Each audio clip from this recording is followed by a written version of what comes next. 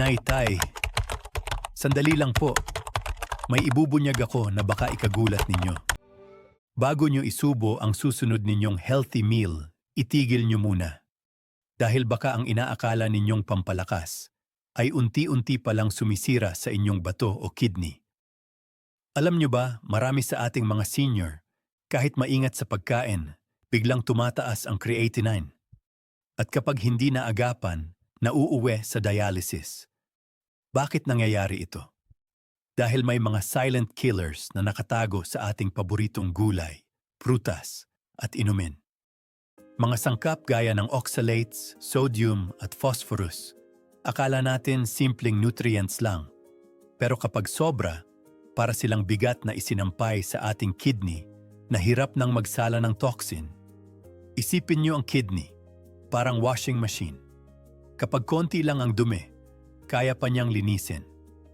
Pero kung araw-araw binubuhusan ng sobrang asin, oxalates, at phosphorus, para bang nilalagyan natin ng bato ang drum ng washing machine. Mabigat, mabagal, at madaling masira.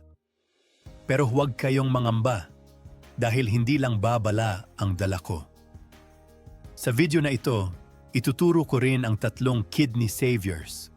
Mga pagkaing parang natural na filter na tumutulong na magbawas ng pasanin ng ating bato. Mga pagkaing simple, abot kaya, pero kayang magbigay ng proteksyon hanggang sa pagtanda. Ako po si Dr. Jose Cruz mula sa Gintong Kalusugan. At ngayong araw, sasamahan ko kayo para tuklasin kung alin ang dapat nating itigil at alin ang dapat nating dagdagan sa ating hapag. Handa na ba kayo? Simulan natin sa numero 1, ang pagkaing akala mo ay kakampi, pero traidor pala. Una, ang lihim na panganib ng spinach, oxalates. Mga ka-GK, simulan natin sa gulay na paborito ng marami, ang spinach. Dahil kay Popeye, akala ng lahat, ito na ang ultimate pampalakas. Pero para sa inyong kidney, pwede itong maging traidor. Bakit? Dahil ang spinach ay punong-puno ng tinatawag nating oxalates. Natural compound ito, pero kapag sobra sa katawan, dumidikit sa calcium at bumubuo ng matitigas na kristal. Ang resulta? Calcium oxalate stones, ang pinaka-common na kidney stones. Isipin niyo po, Nay, Tay, isang tasa lang ng spinach, halos 700 mg ng oxalates na agad. Samantalang ang kangkong o malunggay, napakababa lang. Kung may history na kayo ng bato sa bato o mataas na ang creatinine, ang madalas na pagkain ng spinach ay parang pagbubuhos ng buhangin sa inyong kidney. Unti-unti nitong binabara ang filter na dapat sana ay naglilinis ng dugo. Parang washing machine na nilalagyan ng sobrang detergent, akala mo mas lilinis. Pero ang ending, barado at sira ang makana. Ganyan din ang kidney kapag binumba ng oxalates. Ngayon, ibig bang sabihin ay bawal na ang spinach? Hindi naman po. May paraan para hindi ito maging lason. Una, huwag kainin ng hilaw. Ang pagpapakulo o pag-steam ay nakababawas ng oxalates.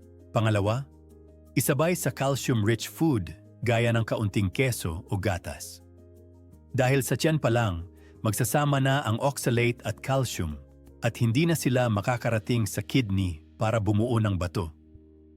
Kaya bago nyo isama yan sa smoothie o salad bukas, tanungin nyo muna ang sarili, kaya pa ba ito ng aking kidney?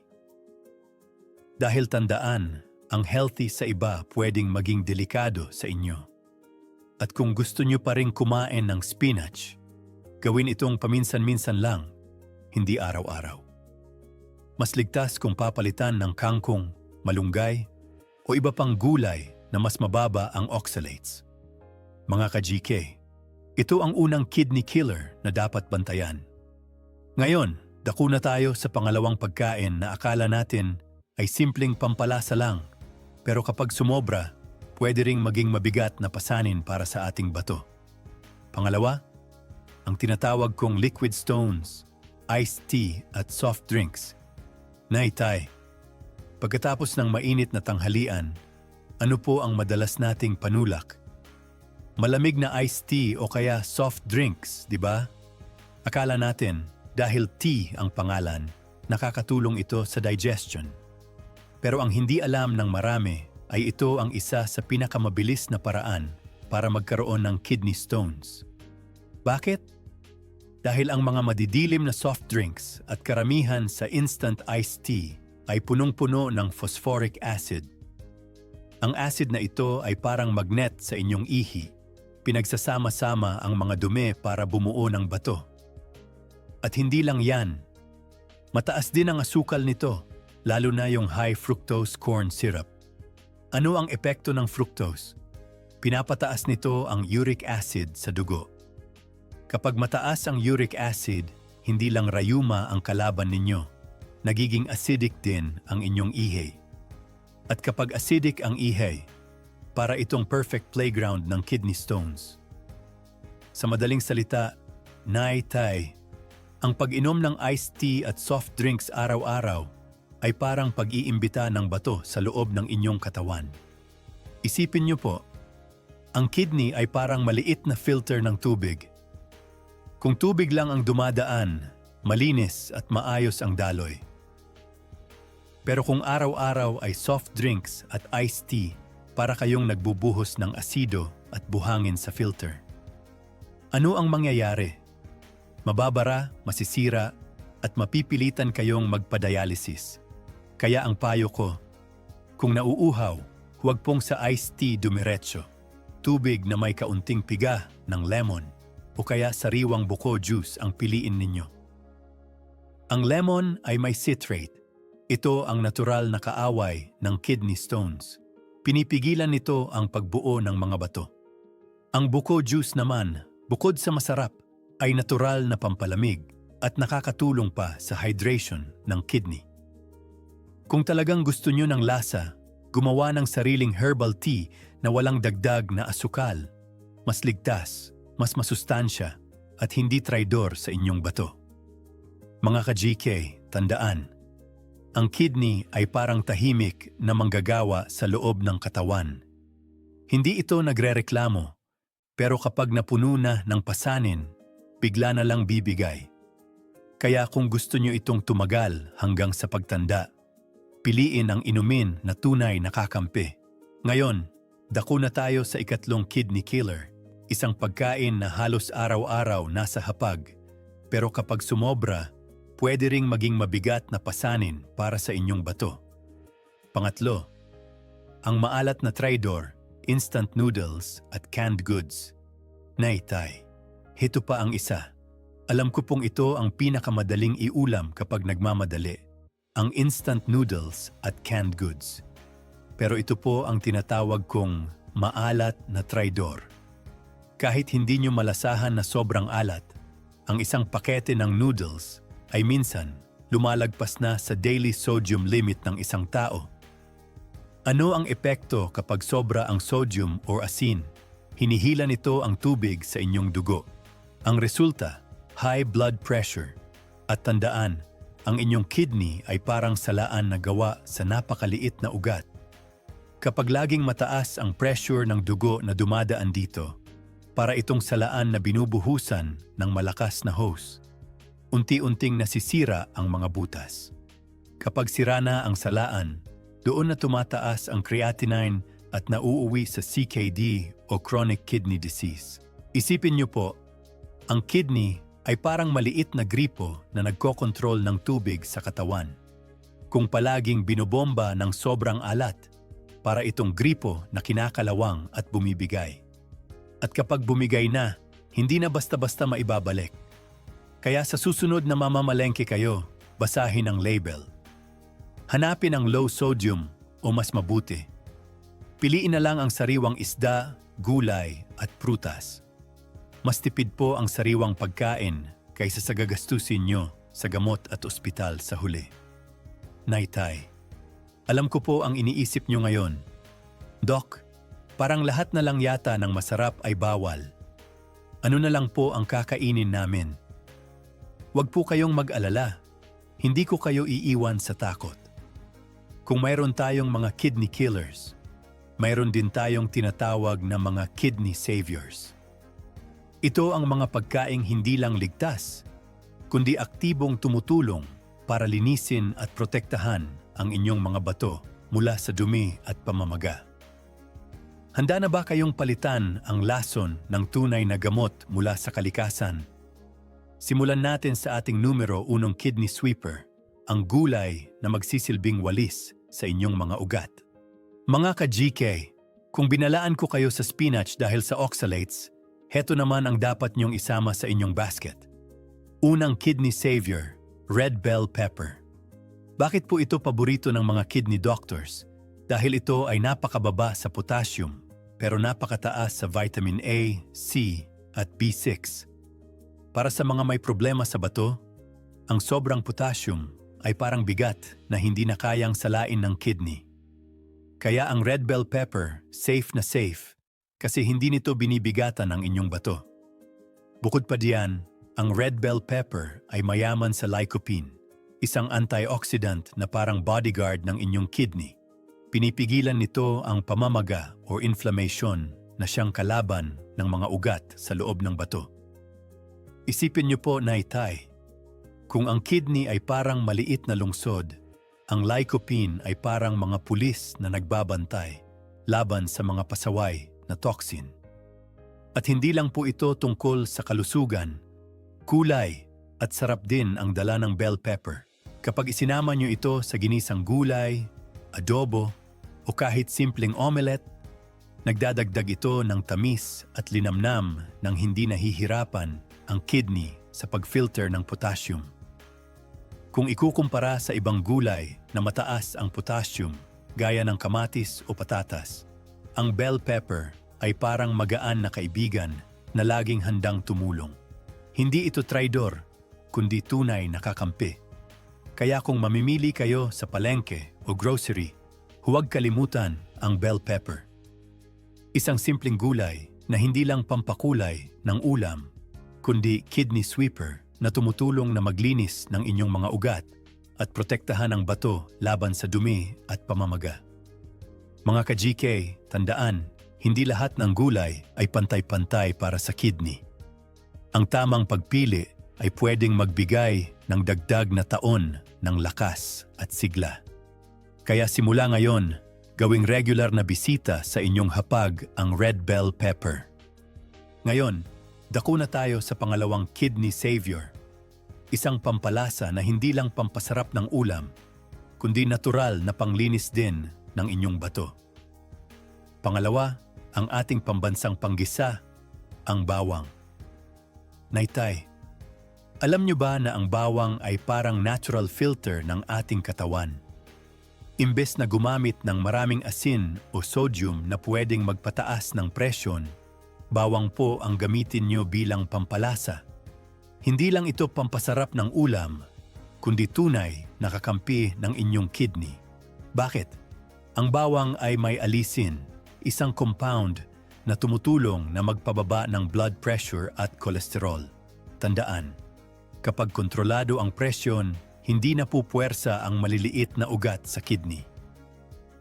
Isipin niyo po ang kidney na parang salaan na gawa sa pinong tela. Kung laging binubomba ng mataas na pressure, napupunit ang tela. Pero kung maayos ang presyon, nananatiling buo ang salaan at tuloy-tuloy ang linis ng dugo.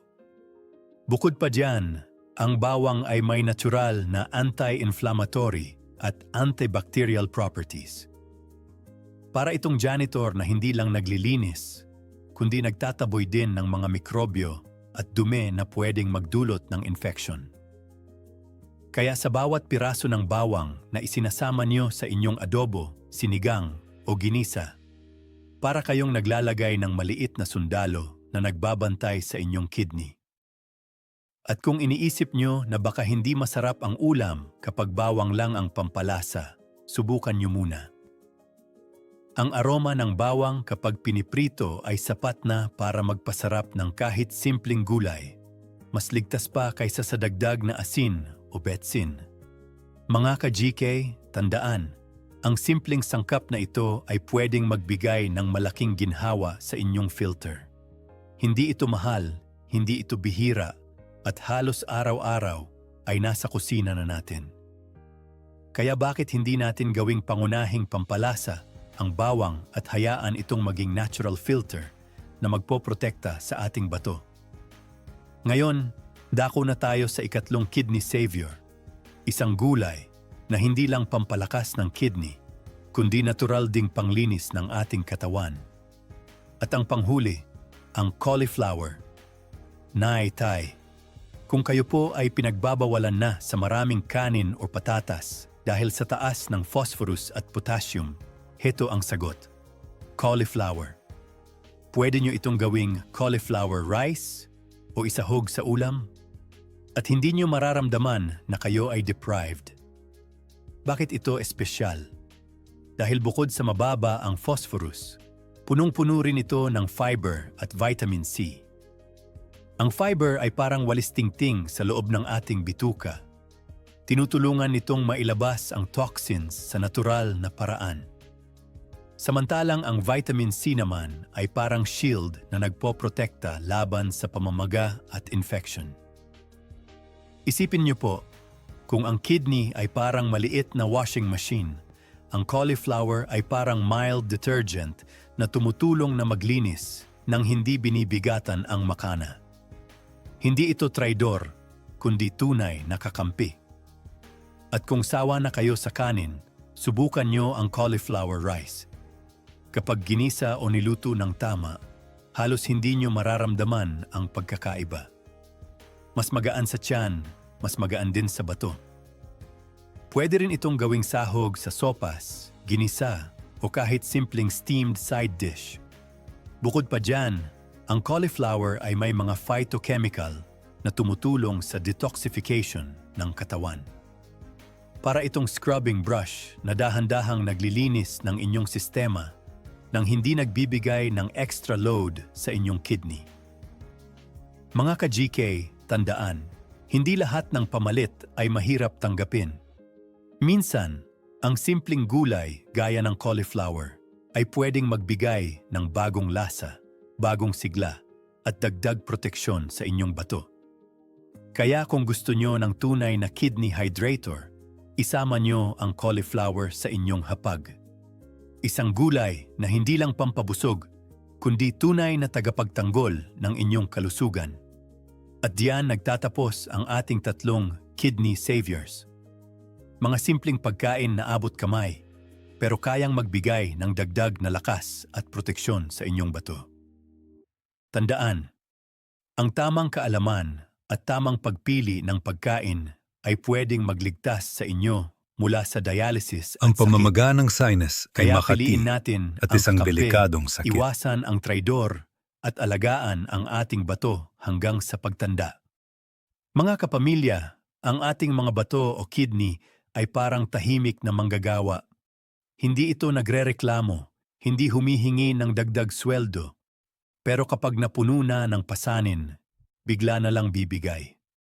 Ngayon na alam nyo na ang pagkakaiba ng lason at ng lunas, nasa inyong mga kamay na ang desisyon. Hindi nyo kailangang baguhin ang lahat sa isang araw. Isang maliit na hakbang lang, iwasan ang maaalat na instant noodles at palitan ng masarap na ginisang may red bell pepper at maraming bawang. Para sa inyo, simpleng ulam lang. Pero para sa inyong kidney, para itong malaking ginhawa at pasasalamat. Tandaan, ang bawat tamang pagpili sa kusina ay parang dagdag na taon ng lakas at sigla. Kaya simulan natin ngayon ang hamon para sa masiglang bato. Unti-unti, araw-araw, hanggang sa maging natural na bahagi ng ating buhay ang pag-aalaga sa ating kidney. Bago po tayo magtapos, may hiling lang po ako. Kung may kakilala kayo na mahilig sa spinach, iced tea, o canned goods, o kaya ay may mataas na creatinine, pakishare naman po ang videong ito sa kanila. Baka ito na ang babalang makapagliligtas sa kanila mula sa dialysis. At huwag din pong kalimutang mag-subscribe at i-click ang bell icon para lagi kayong updated sa ating mga babala ng doktor dito sa Gintong Kalusugan. At para malaman ko kung sino ang seryosong nag-aalaga sa kanilang kidney, i-comment nyo po sa ibaba ang ating panata. Lunas, hindi lason. Muli, ako ang inyong Dr. Vlogger. Ingat po kayo lagi, Nay at Tay. Hanggang sa susunod na episode ng ating paglalakbay tungo sa mahabang buhay. Tandaan, dito sa Gintong Kalusugan, kaalaman, kalinga at kalusugan para sa lahat ang hangad namin.